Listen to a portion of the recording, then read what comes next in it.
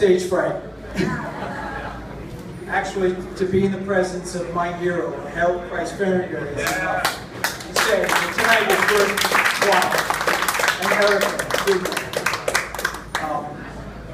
In fact, I have to just recount the first time that I met Al Goldstein. When I was 19 years old, and I was a delivery boy for Remco Toy Company.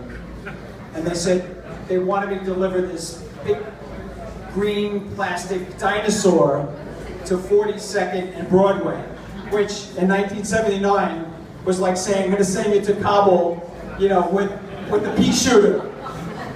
But I carried this box so diligently and I put my token in the slot and I was shaking the whole way in, and I got it at 42nd Times Square. And I ran to this door, and it was a red door of all things. I went through one door, steel door. Second steel door, third steel door.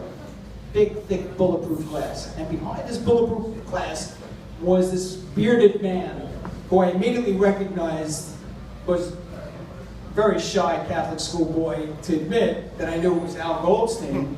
And he said, come on in, kid, come here. What do you got my dinosaur? And I said, yes, sir, I do. He said, come here, I got a tip for you. And he had this big fish bowl filled with condoms. And I only had one condom in my wallet that my father gave me when he had that talk with me. But now Al said, grab as many as you can. That's your tip. And he said, and use every one of them. And I was shaking because it was the man, Al Goldstein, and I grabbed them and he said, now get out of here and use them. And, well, I was 19, and when I was 40, I happened to be in a restaurant in the meatpacking district, and I was with a friend of mine who is a cage fighter from New Orleans. And his name is John Barry.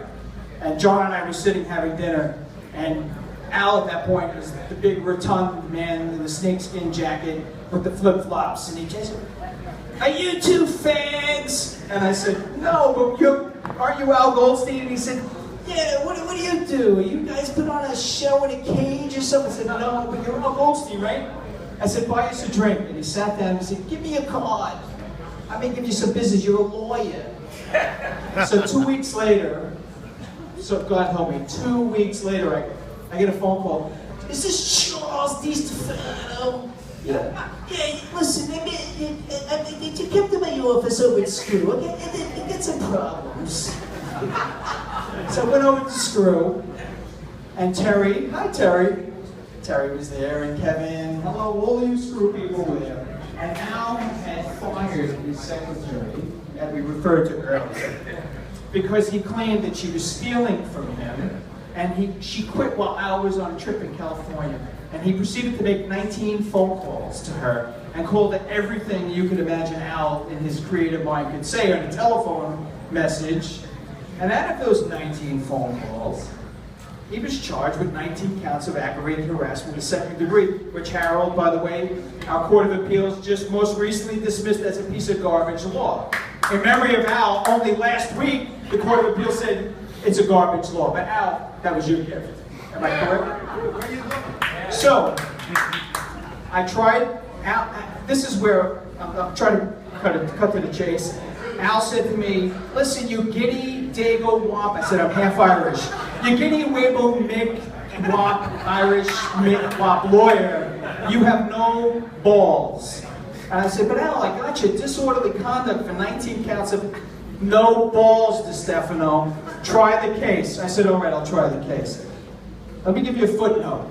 Al took superposed a picture of the District Attorney of Kings County, okay, who was Charles Hines, known as Joe Hines. He put it on a man having anal sex with another man who was Judge Chen, the judge in Al's case, and put it on the front cover of Screw and faxed it to the District Attorney's private fax machine, at which time, when I showed up in court for the first day of trial, counselors approached the bench.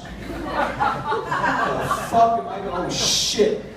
I just want you to know that Mr. Goldstein superposed my face in a man having anal sex with the district attorney of this county. And I said, Judge, it wasn't me. I know it wasn't you. Are you okay with me being the judge? Yes, Your Honor. he gave him a fair trial. We called Grandpa Al Lewis as our character, quote-unquote, witness, okay? And it wasn't an entire failure because I picked the guy who was reading like the biography of John Adams.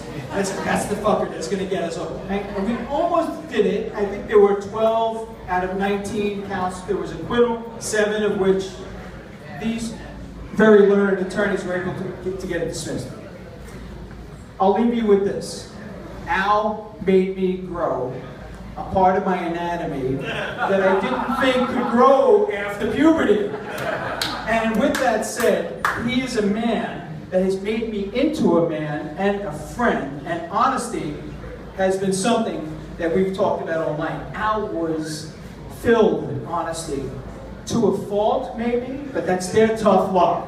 Because Al's honesty came from the heart, and to the very end, I held his hand the week before he died, and I visited him in the nursing home, and he stroked my hand like an old babushka would stroke the head of a grandson.